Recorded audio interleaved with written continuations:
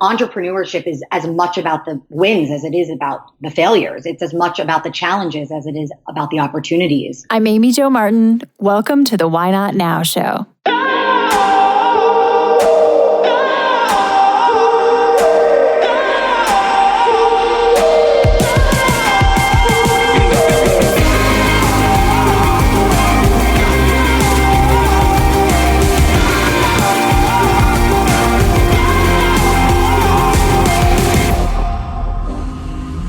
You know that thing you've been thinking about doing? Yeah, that one. Why not now? Have you ever actually taken the time to ask yourself, what's stopping me? Let's talk it through.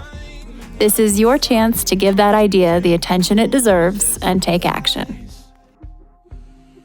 Each episode, I have a chat with a fascinating person, from entrepreneurs to athletes, celebrities, my parents, rocket scientists, and all walks of life. We talk through a critical time when they've asked themselves, why not now? We dissect that day or even that moment, step by step. Just let go.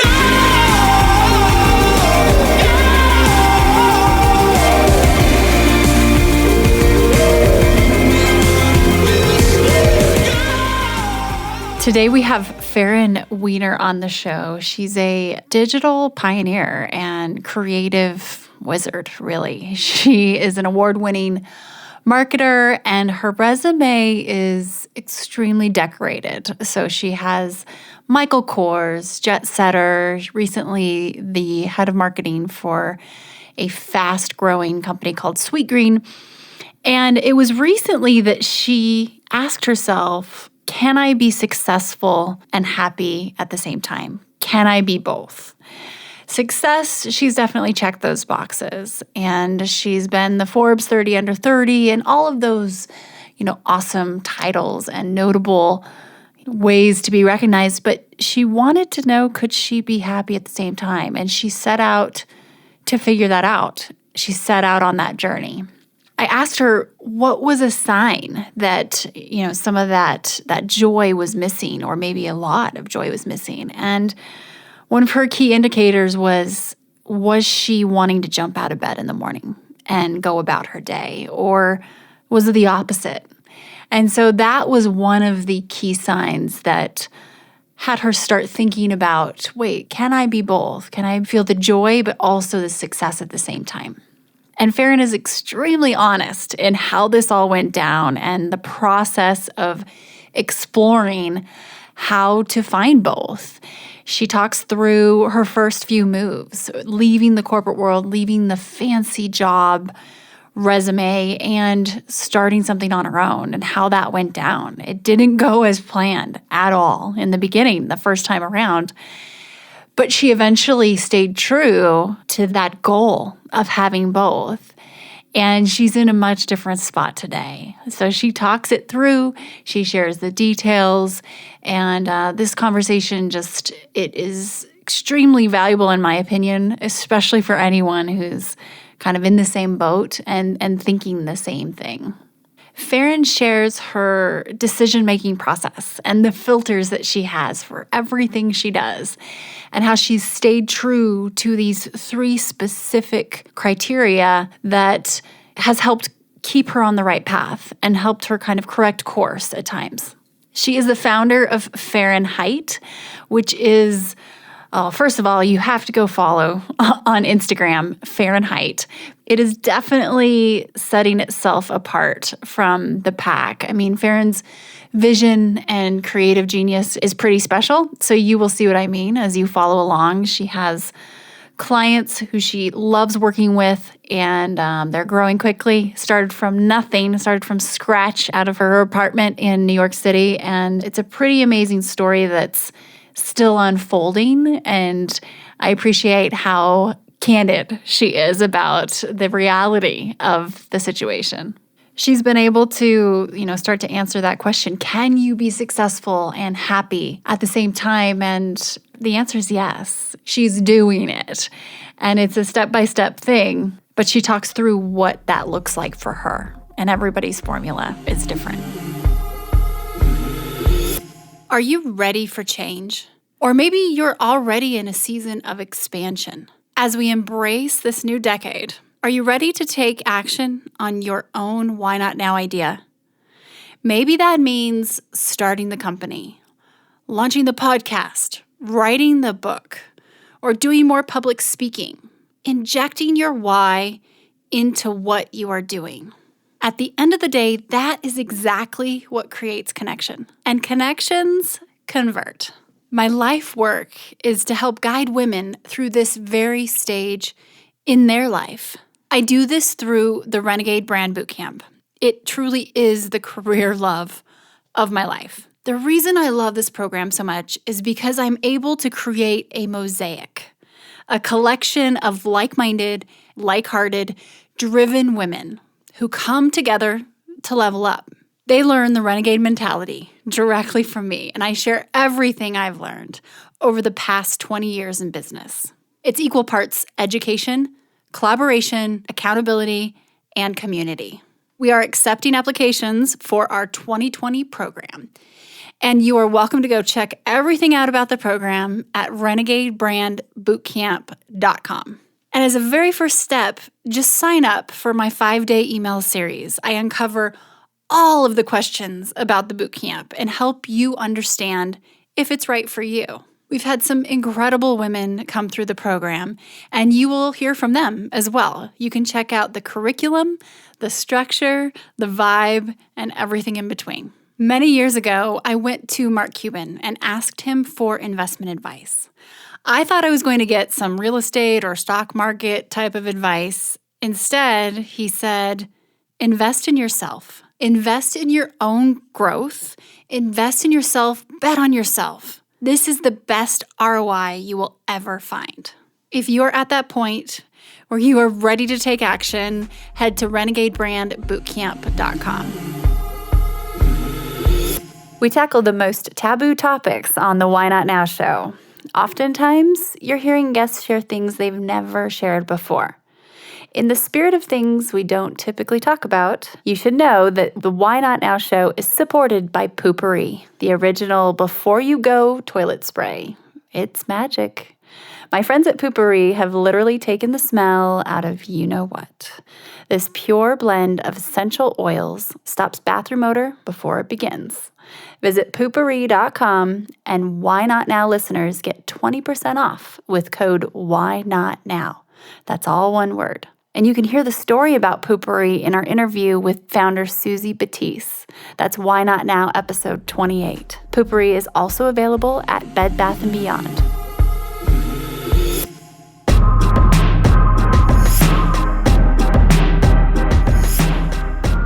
Farryn, welcome to the show. Thank you so much for joining me today.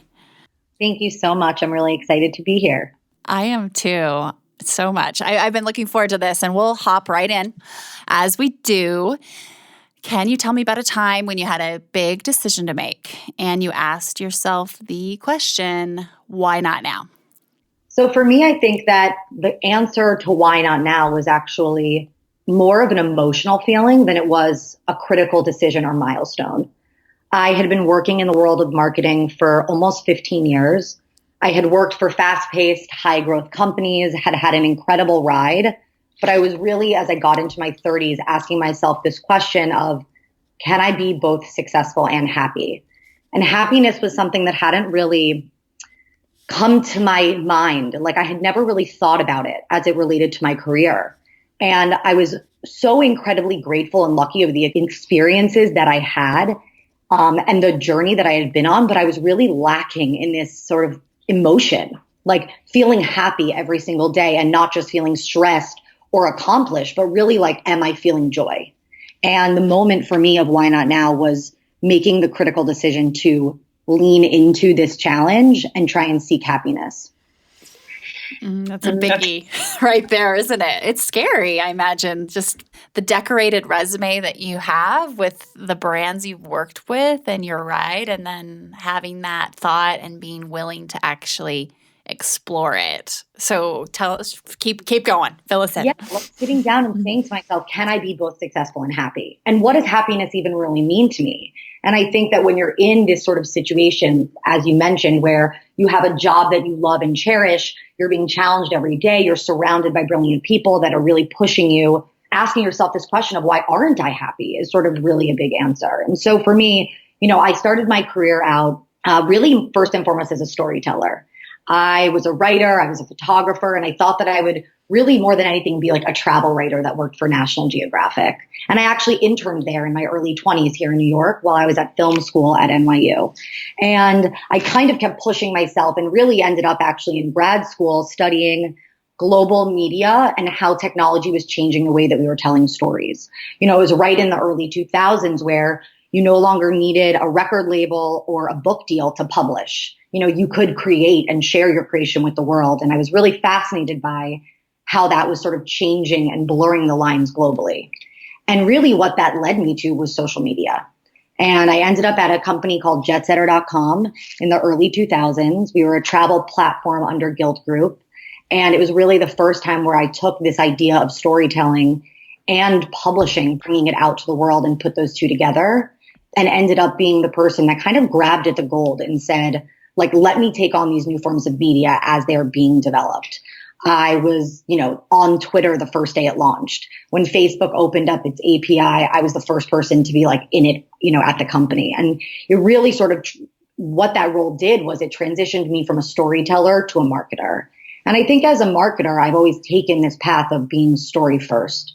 What is the story that we're telling? And that led me to Michael Kors. I was at Michael Kors for 3 incredible years during the IPO at a really fast pace of growth, really thinking about how do we translate the brand from being an American fashion brand to a global fashion brand, and had the opportunity to tell the story of Michael Kors in all of these markets worldwide. And then I landed at Sweetgreen, and Sweetgreen was a really interesting challenge. Sweetgreen is one of the largest fast casual restaurants here in the US, with a mission to build healthier communities by connecting people to real food. And it was a mission-driven company in a really fast pace of growth. And I was brought in to really put them on the national stage. And so in a weird way, on one hand, I was telling stories, but I think that the 15 years almost of being in-house had really worn on me. And it's not something that we often talk about, right? This idea of being successful or being accomplished or growing financially or in your career are the things I think that we often in sort of this world, certainly in the tech world, talk about more than we talk about happiness. And I felt this real yearning to seek it. And I also felt like I was giving my teams this advice that I wasn't giving myself, which was, if you take care of yourself mentally, physically, emotionally, you're going to show up every day at work stronger and better. And I wasn't taking care of myself. And it was this sort of aha moment for me as I transitioned into my 30s and into a later stage, I think, of my career that really forced me to say, can I accomplish both? And why not now? And that was what really led me ultimately to where I am today, which is I really started actually exploring what founders today need. And for me, I have 3 filters for decision making. The first has always been, is there a founder or a team that I can both learn from and teach? And this idea and this desire to continuously be learning has something that has always guided me. I think the second was, is there a ripe story to be told? Can I take something, this nugget of brilliance, and really expand it and tell this story? And I think the third was, is it a fast-paced, high-growth environment, which I've learned that I thrive in? And so I started embarking on this journey to understand what founders today needed, and do it through a lens of what makes me happy, do it through a lens of what fuels me. Can I wake up every day being excited to get out of bed? And that, so the journey began, I guess. Amazing. And I want to keep going, but I also want to first touch back and ask a quick question. So, as people are listening to this, and I used to be in that spot too, where, working for a brand, it was a great ride, really, I would say, it looked great from the outside too, but realized I wasn't really taking care of myself as well. And are there specific signs or things that you think people can ask themselves if they're questioning, maybe I should be looking at something differently, or maybe there's a different route for me? I think what you just said was excited to get out of bed. That's a really tangible, like, measurable thing. It's a kind of pass fail type thing and percentages over time. But were there other signs for you where you just realized, hey, something's got to change here? This is a sign. Yeah, I think that definitely for me, a marker was getting out of bed, right? Like getting out of bed excited to leap up and get into it. I think, we often champion this idea of being overworked. I know. Yes. I know for me, being overworked in some ways became a marker of my success. It felt good to be the last person at the office. It felt good to barely sleep in preparation for a big meeting or a presentation. It felt like I was winning in some way, when in reality, it was my physical or emotional state. And really, I would say even my mental state of like, how sharp am I? How really, truly ready and prepared am I? I think that was suffering. I think asking yourself this question of, even if I am accomplishing the goals that I set out to, do I feel fulfilled? And am I taking those moments to feel, certainly for me, gratitude was the thing that I think was missing, and this feeling of fulfillment where and I think you said it, out in the world and to the outside world was really experiencing a lot of validation and certainly a lot of excitement around the work I was doing and such pride for my team. I wasn't really feeling it for myself. And I would also say that in some ways, like, it was a quick trigger. I had reached a point where I felt really good about the work I was doing, but then there was this other thing that I wanted to tackle. So it wasn't necessarily that I think I was, living in this negative space for a long time. It was that I think as one area of your life becomes, let's say, even momentarily solidified or under control, all of a sudden these other areas become magnified. To be in a position where I was in a place of my life career-wise that I had always dreamed of, and yet not feeling these feelings of fulfillment, that was really the moment that made me take a pause and say, okay, what's missing? And it was this question of, am I happy? Am I finding joy in this every day? That really made me embark on this journey. Thank you for sharing that, because I think it's helpful to have those questions and do the audit, because time is everything. And so whenever you decide to do it, it's never too late. Okay, so then what? Yeah. And so it was really, again, this interesting question of like, can I be successful and happy? And I think in a weird way, I was met by myself with a lot of apprehension. I was not a believer, and I have watched incredible friends do incredible things, become successful entrepreneurs with no fear. And for me, I don't think that was the case. I think I had to build my own courage, and really think through, once I understood what might make me happy, then it's about how do you do it? And in some ways, for me, it got to a point where I was like, what do I have to lose? Right? Like, what is the worst case scenario if I actually do go out and try to be happy and successful at the same time? What's the worst case what's the worst thing that happens? And it's funny because often when we're met with fear, if we really take that pause and we think about that worst case scenario, it's really not that bad. So I basically started to look at everything through this filter of what fuels me and what makes me happy. Telling stories, working with great founders, being in a fast-paced, high-growth environment. And I gave myself a couple of months and said, let me go explore. And I ended up, quite frankly, falling almost in accident into consulting. And I started working for a couple of founders here in New York that were facing challenges in their marketing or brand functions, and tried to approach it in a way that fueled me. I felt like, one, getting very involved in the founder experience and working with them as a human, becoming a real part of their journey, becoming a real part of their growth. And at the same time, trying to understand what they needed internally from a more functional perspective. Through that journey, about 3 months later, my now company, Farrynheight, was born. And really what Farrynheight is we're a fly-in marketing team. We work with founders at the 30,000 foot level and at the 1,000 foot level, really helping them to navigate what it takes to launch or relaunch any brand or product.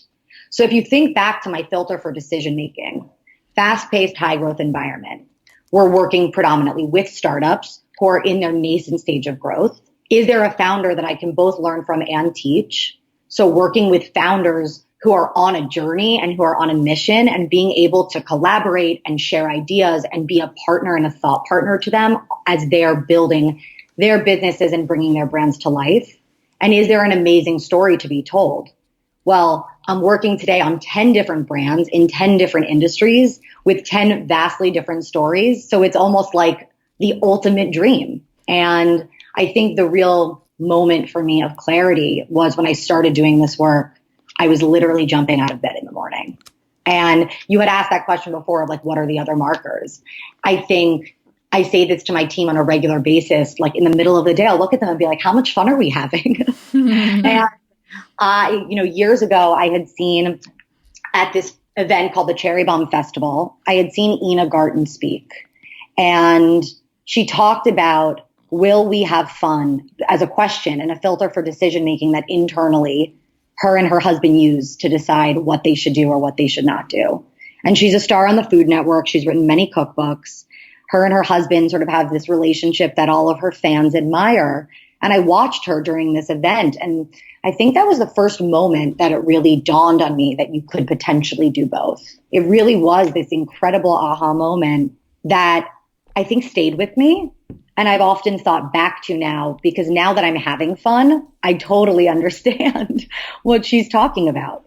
What's the biggest contributing factor to the fun, do you think? Where is the fun coming from that wasn't there before under a different scenario? Is it the freedom to create your own fun? What's different? I think for me, having that sense of freedom and autonomy is something that I didn't know I needed or that I would thrive in. And back to, watching others become entrepreneurs throughout my career and not necessarily having the courage or feeling like I could do it was, I think, a big aha for me. And that feeling of accomplishment versus fulfillment, that idea of like, I woke up and I did this is very fulfilling. And I think that in that fulfillment, I have a ton of gratitude and I feel very grateful. I feel grateful to the founders that have come along on this journey with us and that are putting their faith and trust in us. I feel grateful for my team, that has like jumped on board as we were working out of my apartment with $2,000 in the bank, and grateful for the journey. So I think gratitude has become a really important factor for me. I think freedom and flexibility to create a space and a culture that champions that. For me, I also know that mobility and looking at sort of life in a more fluid way is what really works for me. I have never been the person that is at my most creative in a 9-to-5 office. And ironically, I was in one for 15 years. Mm-hmm. And I would find my inspiration or I would find my creativity often when I traveled. For me, I got into this rhythm where I almost felt like there was two people. I was one Farryn at my most inspired, most creative, with my most sense of clarity. And then I was Farryn in the office, who was kind of running a million miles a minute at every problem, hopefully still being successful, but again, not necessarily rooted or centered. And I think that by becoming an entrepreneur, I've really allowed myself to craft what works. That has ultimately been what's created the fun. The fun is living my truth in terms of what I really believe I am a superhero at, and waking up every day and doing it, creating a culture and an environment that is fun to work in, where I think our team feels, or at least I hope they feel, championed, fulfilled, supported, and loved, which I think is just one of the ways I lead. And I think asking that question every day of like, will this be fun? Will this bring us joy? Will we be fulfilled by working in this? Is this a client where we think that we fit culturally? I think asking myself all of those questions in a more intentional way has created an environment where I think again about, can we be successful and build a successful business, and can we have fun doing it? And for me, I'm always going to work hard. I would argue I'm probably a workaholic. I am fueled by it. I love it.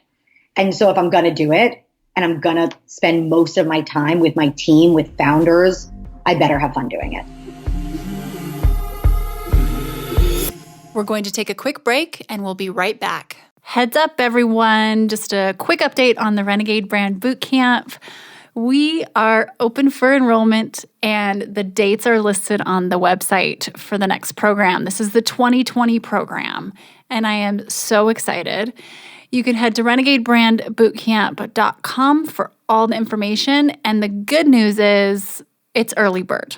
So if you're interested, even remotely curious, just sign up for the email series because I go through a lot of the details and questions that you might have. I've gathered just through feedback and research what is on most people's minds at this point when they're thinking about entering the program. So just sign up if you're interested. And time is of the essence because we are in early bird. There are limited seats. And I do give you the opportunity to reach out to me directly with questions too if you go through the email series.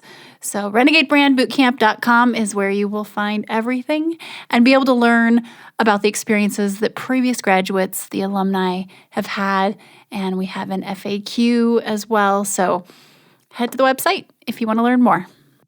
Hi, everyone. If you are digging this podcast, please do us a favor and subscribe, rate, and review on iTunes. It just takes a moment and it means a ton to us. Also, after recording more than 100 episodes, I've created a bit of a cheat sheet on the top 5 things I've learned from renegades and how they get from idea to action, from dreaming to doing. I will email you the downloadable PDF when you subscribe to my newsletter. Just head to amyjomartin.com and click on Connect with Me.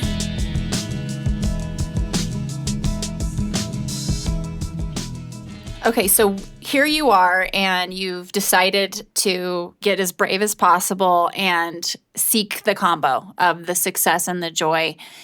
What were the very, very first steps after you greenlit that idea? And what did that initial, phase look like? I think phase 1 looked like panic, Yeah. I had, for lack of a better word, been climbing the corporate ladder. I thought that I was on a path. I thought I knew what I wanted. And then I had this instinct that was bubbling up in me that this peace, this fun, this joy, this happiness was really missing. And I think I really, quite frankly, had a mid-career crisis. It was, again, an incredible ride at Sweet Green. And I knew what I was seeking, right back to that emotional question, but I did not know how to get there. And in reality, what it led me to was this question of what do I want to do with my life? And I ended up starting actually a company. I was surrounded kind of again by these incredible entrepreneurs who are launching product. And through a VC that I had an incredibly long relationship with, we kind of came up with this idea to launch a CPG brand. And I embarked on that journey. For about 9 months, I built this brand. I raised money, and I realized that it was actually not the right world, role, and fit for me. It was a really hard experience. First having gone out into the world, sort of championing this idea, talking about it, sharing it with people, raising capital for it, getting investors on board, and then having that gut instinct that, wait, I'm not on the right path. And this dedication, if you will, to seeking happiness and fulfillment at the same time is, I think, what gave me the courage in this case to actually say goodbye. And there was a ton of ego and challenges around my ego that I had to deal with in order to do that. And so I decided to walk away from the startup that I had launched. It was, as I said, a really emotional and challenging experience. I had learned so much in the process, and in some ways it had clarified even more so what I should or shouldn't be doing. What kind of environment, what kind of values, what kind of work is really going to fuel me. And back to that question we talked about before, what am I extraordinary at? And one of the things I realized during that process was that the road to clarity is often unclear. It takes a lot to become super clear and have things crystallized. And if I hadn't failed this startup, or at least in my mind felt like I had failed, I would have never gotten to this place of clarity of the things that I was extraordinary at and what I really was willing to say no to. And so I would say for me, entrepreneurship is as much about the wins as it is about the failures. It's as much about the challenges as it is about the opportunities. And out of the rubble of that failed startup is really what came this clarity of, I want to tell stories, I want to work with founders, and I want to work in a high growth, fast-paced environment because that is where I thrive and that is where I know I can add the most value. Amazing. I'm so grateful that you shared that because it's interesting how, that was such a gift, in my opinion, from the outside looking in for you because you were able to really kind of exercise what it was you did want to do. And for you to have the strength to say, hold up, this isn't the direction that I set out to go in, opportunity to learn from it and try again. Not everyone would do that. They would make it happen out of ego and keep going. And you could still be sitting there with the CPG brand, not living in your zone of genius, maybe more unhappy or less fulfilled, joyful than you were before. And it took a lot of courage for you to be like, oh, okay, I'm going to actually do this again. So I have full body chills. I'm so grateful you shared that because I think, we hear these romantic stories about people, whether they leave the corporate world or just the startup world, raising money and it's romantic and it's hustle grind and then they're a unicorn and there's these great articles coming out and that's not the reality of the situations. And so it's so inspiring that was your journey and I hope you continue to share that. When you look at being your own boss and you've led teams in the past, of course, but now as someone who gets to really decide what is my leadership style under my own rules, what does that look like? Or how do you even navigate creating that culture and sense of leadership? Yeah, well, first, thank you so much. And I think there's something really freeing about sharing your story and your journey. And there's something really like heart opening about being like, this is me, and not everyone's path is the same, nor it should be. Our individuality and our experiences are kind of like what craft us to be those unique superheroes and give us the ability to, I think, grow, in the oddest of ways. And maybe not that odd, but the greatest challenges. And certainly the year, 2019 was one. The greatest challenges are often the greatest lessons, and they come at a high price. And if they were easy, they wouldn't be as remarkable. And so I think that sharing the story and being open about it has been like such an incredible shift for me. And I think that, as an example to your question, is one of the values we bring to our company every day. How do we be transparent and how do we open? How do we create space for sort of that emotional growth? Working with founders in the early stages of their growth is an emotional experience. Oh, yeah. They are in many cases putting their heart and their soul and often their money into an idea that they deeply believe in. So I think in a weird way, one of the values of Farrynheight is like, be emotional, have passion, but let's be open and transparent and communicate about it. Let's be there for one another. I was actually watching Cheer on Netflix. I'm not sure if you watched it. I watched the first series or episode or whatever last weekend. That's so funny. I just had heard about it. And there's like a meme going around of someone being like, have you watched Cheer on Netflix? I'm literally that meme. But it was such an incredible moment for me because I was watching it, and in professional cheerleading, there's stunting. Mm-hmm. And stunting and pyramids require a team. And there is no successful pyramid or stunt, if you will, without every single person being on their A game, being focused, and being there for one another. And you literally have each other's lives in your hands. And I actually woke up, and on Monday morning, we have a team meeting every Monday morning, and I gave that metaphor to my team. So I think, we are trying to create an environment and an experience that is first democratic. And what I mean by democratic is everyone at Farrynheight has a say. They have a say in our growth. They have a say in how we do things because we are all on this journey together. And if somebody has a better idea for how things should be done or how we should operate or the way we should behave, I am all ears. And I try to champion that and give people that autonomy. And I think in autonomy is where you find accountability. If I feel like I own something, if I feel like I have the ability to change something, I am accountable to those results. And I think that for me, how I've decided on my values, I would say it's a bit organic. In And in some ways, I'm mimicking my founders' experiences. So, Farrynheight started in March of last year with $2,000 in the bank. I was working 20-hour days, 6.5 days a week out of my apartment with the handful of members of my team that were like, all right, I'm down for this journey. I'm along for the ride. And I think that I've just tried to take an approach that is intentional, and creating values is an intention, right? Making sure that there is that moment of pause where everyone on the team is both taken care of and also taking care of our clients, their work, and each other. And so I think for me, my values have been created by how do I want to show up in the world? What is most important to me? And then how do I use behaviors to translate that with my team? There's something to be said about the pride of starting with a founder, and your team at this early foundational stage and phase. So did you start with interns? Did you start with, freelance? Or how did you literally kind of get started? Because this is a different path than going out and raising money and having a big pool and pot of funds to pay salaries and stuff. Totally. Started out just me for the first 3 months, hustling, working, and ironically, doing things that I hadn't done in 10 years. Leading teams in marketing functions. As you grow in sort of your leadership, you're actually doing less work. And one of the things I found was that I actually thrive in the work.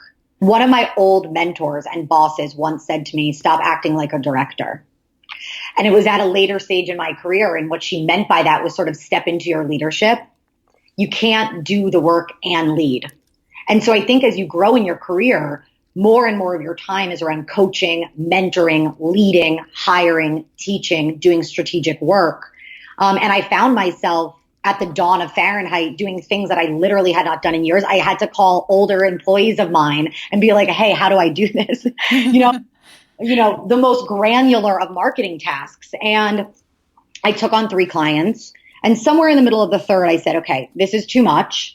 And I'm also have enough money to hire my first employee. Mm-hmm. I got connected through a friend to someone who I offered a job within 10 minutes of meeting. I was so desperate for help. We met at a coffee shop and I literally was like, do you want to start right now? And I was paying her, a very small weekly salary just to get in the game. And I think we've been sort of as a team really having conversations around where do we need to grow and where do we need more resources. Today, we're 6 people full time with a handful of freelancers that work with us as well. And I think that transition from freelance into full time is really a twofold question. Back to sort of the filter of can I be successful and also happy?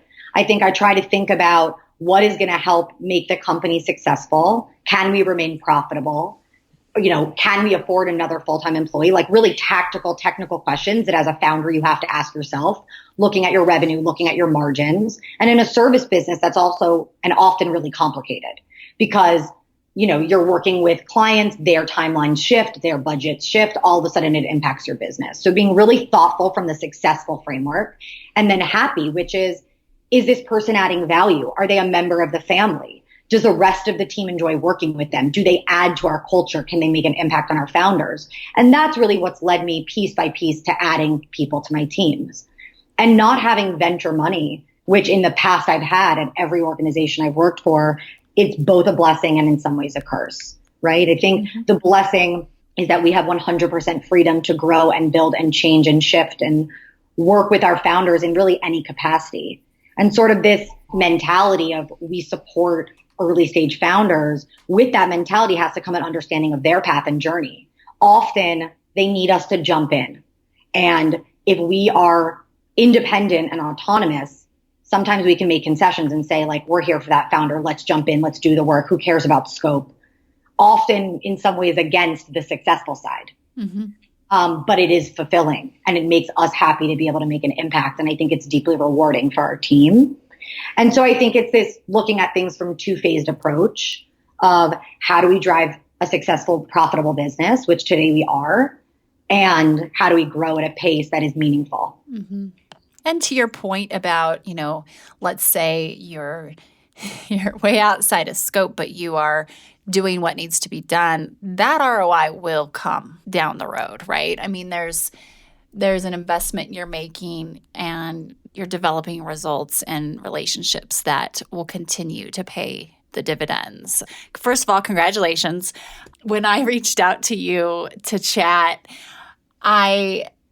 there's something about your eye and your style and vibe that comes through online that is so unmatched, Farryn. And I say that being extremely just from the heart, genuine. It's so hard to do. The space is noisy of marketing and connecting and humanizing. And so for people listening, make sure you check out, especially Instagram.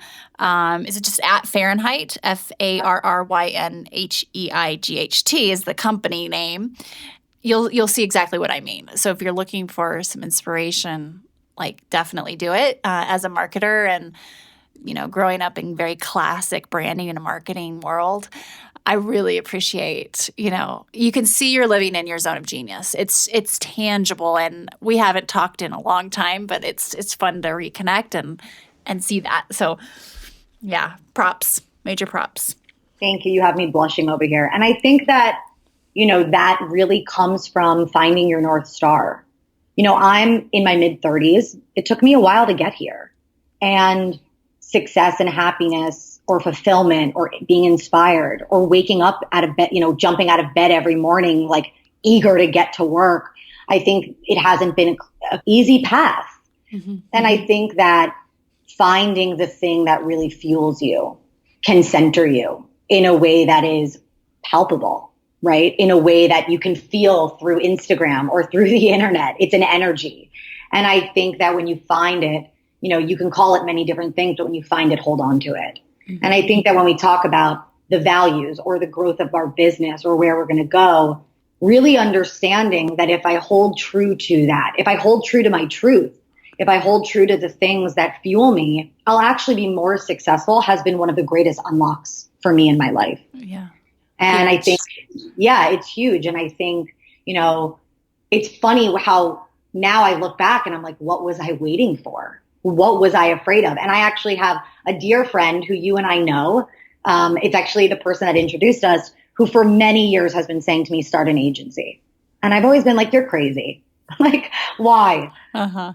And then it just became a question of why not now? And in an interesting way, if I had forced it before I was ready, I don't know that it would have been as successful. No. I think for me, creating that clarity and finding the truth of really what I want to do, which is tell stories in a way that is supportive and fun, that doesn't try to remove the emotion of building and creating. Like all of those things came to life at the exact moment where I needed it. And I think that if you are, trying to find your path, if you're trying to find what you want to do, I think really thinking about the things that make you happy, thinking about the things that fuel you is the place to start. And I think the success will come. I mean, you're a great example of that. I feel like I've watched you in your career and trying different things and moving into different arenas and moving into different areas. And now you're having these conversations with entrepreneurs and creatives and incredible people. Like, who better to do that than you? So I think it's just such an interesting thing how we often don't talk about happiness and skill and talent as a filter for decision making, and really understanding this idea that if you are rooted in that, if you know what you're best at and you lean into it, you're going to be successful. Success will come, because I think when you're authentically yourself, your individuality and who you are comes to life. 100%. And it's one of the signs that you are on, the right path, I think, is success does not have to be such a struggle. And that doesn't mean you don't have to work, put in your hard yards, but that grind, chase, grasp mentality and hustle can be taken so far that you have blinders to a certain extent where you think that's just the way it goes. You sacrifice. And I didn't know there was another way until I started experimenting as you did. And so it's just, when you said earlier, you had nothing really to lose, or what's the worst thing that can happen? Okay, so you go on a journey and you decide to raise some money and get, involved in building a CPG brand. And then you decided that wasn't for you. And so you shifted. And look at where you are now. So actually, that wasn't that bad. It was probably the best thing. But we just get so freaked out about that worst case scenario. And we know what actually happens is there is time to make adjustments. It's not like it's doomsday overnight. And it's almost like, is it safe enough to try? And the answer is almost always yes, Yeah, no, I mean, I think that question I had asked myself, and I think that we often ask ourselves like the why, right? And why shouldn't I do this? And if the answer is I'm afraid, or I'm afraid of failure. And remember before I had asked myself, I had told you sort of like, what's the worst thing that could happen? And it happened to me. I had a failed startup. Like that was my nightmare. And the reality was it was difficult. It was challenging. It took courage. I had to be brave. I had to navigate it through the best of my abilities and really look at my values as a how to do it. Like I tried to do the right thing. I tried to do it transparently, authentically, with heart. And it's funny because those are all things I've now taken into my business. So first I experienced the worst case scenario. And the truth is it wasn't that bad. Mm-hmm. And the second thing was it really gave me the courage and the safe space, if you will, to leap into Farrynheight. I had nothing to lose and I had everything to gain. And I knew that if I was going to rebuild and I was going to fight, I was going to do it with heart. I was going to do it with passion. And that really gave me, again, the clarity of this filter. The things that I've been talking about, which again, for me have been storytelling and a fast-paced, high-growth environment and helping founders build, became like a mantra. It became this filter for decision-making that I have used over and over again. And in some ways, I think my core values, right? And you could translate them or name them into anything that you want, but creating that clarity for yourself of like, how do I make decisions is really powerful. It's very apparent because you keep going back to that. And even, the yeses and nos with cost benefit analysis, like what are my trade-offs here? And going through some sort of filter is so important. In fact, a friend of mine who's just an incredible entrepreneur, he says, I don't make goals, I make filters, and then put my decisions through those filters, and I end up exceeding any goal I would ever set anyway. So shifting gears, and just a final question here, what's one thing you find yourself learning over and over? The thing I find that I'm learning over and over again is that you can't separate the human experience from a professional one. And I think remembering and realizing that we are all people trying to accomplish our goals and dreams and doing our very best, I think most of the time with good intention to get there, has been a real unlock for me. Mm-hmm. I would say that sort of one of the secret sauces of Farrynheight is the support and friendship we develop with our partners and with our teams, that level of human investment. And I often think that in the workplace, we lose sight of the people side and we look at teams as functions. And we don't always consider or even really know what people are going through. I think here at Farrynheight, I've almost made it impossible to separate work and life. And I think for me, I realized that when I created fluidity around it, we are more impactful. And I hope that we are a better culture. If I know what one of my teammates, if you will, is experiencing, whether that's through work or in her personal life, I can be a better leader. I can be a better support system and I can be a better teacher. If I know that someone is struggling with getting something done, maybe they don't know how to write a marketing plan because they've never worked in this category before, I can step in and call a friend who's in that world and get them a mentorship session. I can do and adjust and evolve as a leader if I remember that we're all human and I bring that level of humanity into work every day. That's the thing I've continuously learned. And I think part of that is that we're all learning, going under the hood at a variety of different companies and so many different categories. I think what I've learned is at some point we're all a freshman. And what I mean by that is we're all doing something for the first time. I use this metaphor of a freshman often because I think it like takes 4 years to really become good at something. And by the time you're at your senior year, you're looking at college. Mm-hmm. Like by the time, like every time that I started a new job, on some level, I knew what I was doing, but on some level, I had never been there before. When I started as the head of marketing at Sweetgreen, I had never been there before. I had never been in a fast casual retail restaurant organization. I had never been at that level of my career. I had to learn about the food system. I had to learn. So while I had this subject matter expertise, I was a freshman. And slowly but surely, I learned and I grew and I built my expertise. And by the time I got to that sort of level of seniority, it was time for the next destination. So I think remembering that we're all humans who are learning and growing, and we're all equipped to grow into, I think, really anything that we want if we create that level of decision-making, that filter, if you will, to help lead us there. Amazing. Thank you so much for joining me and sharing the details and the journey, the whole story. I really appreciate it. And we're cheering you on. And I am grateful for your time and your wisdom. And we will continue to watch where you fly. Thanks so much for having me.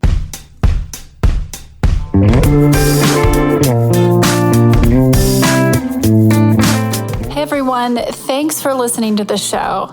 Hit me up on social media to let me know what you think. I'm at Amy Jo Martin on Twitter, Facebook, Instagram, and LinkedIn. And I want to hear your Why Not Now moments so I can share them on the show. Just send me a note to whynotnow@amyjomartin.com. For show notes and other offers, you can visit amyjomartin.com/whynotnow. And while you're there, don't forget to sign up for my email newsletter for exclusive content and announcements. A big thanks to Rock Salt Music for all of the tunes by the talented John Coggins. And of course, a hat tip to Richard Brewer for editing and producing the show. I'll see you next time. And until then, why not now?